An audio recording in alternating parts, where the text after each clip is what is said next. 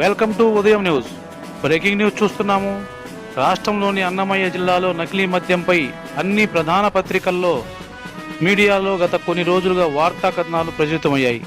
వారపత్రిక సైతం నకిలీ మద్యం వ్యవహారం తనదైన బాధ్యతను ప్రజలకు సమాచారం అందించడంలో ప్రభుత్వ కథనాలను ప్రచురించడం కారణంగా సాక్షి ఎడిటర్ ధనుంజయ రెడ్డితో పాటు రాష్ట్ర వ్యాప్తంగా ఉన్న సాక్షి మీడియా రిపోర్టర్ల బ్యూరోలు చీఫులకు పోలీసుల ద్వారా నోటీసులు ఇప్పించి అక్రమ కేసులు బనాయించి చర్యలకు దిగుతున్నారు.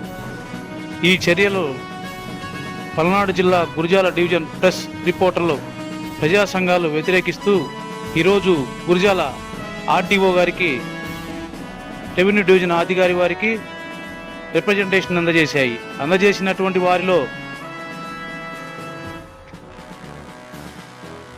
ఏ Krishna, M Nageswara Rao, T Raja Reddy, D Venkateswarlu, Ajay Kumar, Mallikarjun Reddy, SK Rahim, Paparao, Venkatanarayana, Mastan, Srinivasa Rao తదితరులు ఈ యొక్క కార్యక్రమంలో పాల్గొన్నారు.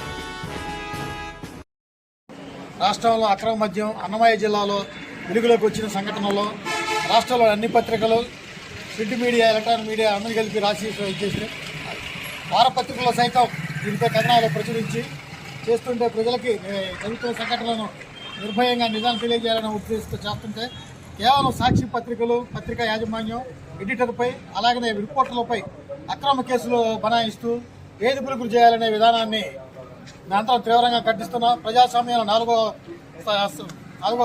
నాలుగో స్తంభం అయిన పత్రికా స్వేచ్ఛను అరికట్టాలనే ఈ విధాన చర్యలను మేము తీవ్రంగా ఖండిస్తున్నాం. సాక్షి ఎడిటర్పై ధనంజయ రెడ్డి గారు పెట్టిన అక్రమ కేసులను, వేధింపులను వెంటనే మానుకోవాలి. దీనిపై రాష్ట్ర వ్యాప్తంగా జర్నలిస్టుల సంఘాలు, ప్రజా సంఘాలతో కలిసి పెద్ద ఎత్తున నిరసన కార్యక్రమం నిర్వహిస్తామని ప్రభుత్వానికి తెలియజేస్తున్నాము. ఈ నేపథ్యంలో ఈ రోజున గురజాల ఆర్టీఓ గారికి మా నిరసన వ్యక్తం చేస్తూ వినతిపత్రం అందజేస్తున్నాము. రాష్ట్రంలో కూటమి ప్రభుత్వం వచ్చినాక పత్రికా స్వేచ్ఛను హరించడంలోనే ఒక ప్రక్రియగా మార్చేసుకుంది.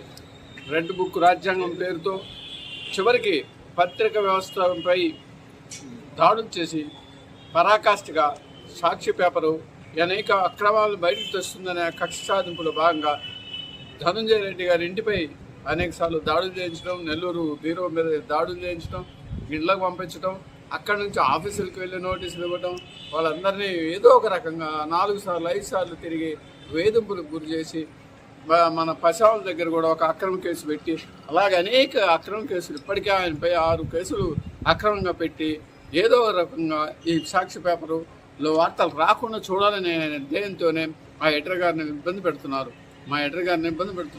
ఇటువంటి దారుణం మరింత దారుణంగా ఉందని, పత్రికా స్వేచ్ఛను కాపాడలేని ఈ ప్రభుత్వానికి గుణపాఠం చెప్పే విధంగా ప్రజలు, పౌర హక్కులు, జనాలు అందరూ కూడా స్పందించాల్సిన బాధ్యత ఉందని కోరుతూ ప్రతి ఒక్కరు కూడా ఈ యొక్క పత్రికా స్వేచ్ఛకు మద్దతు పలకాల్సిందిగా ఆకాంక్షిస్తున్నారు.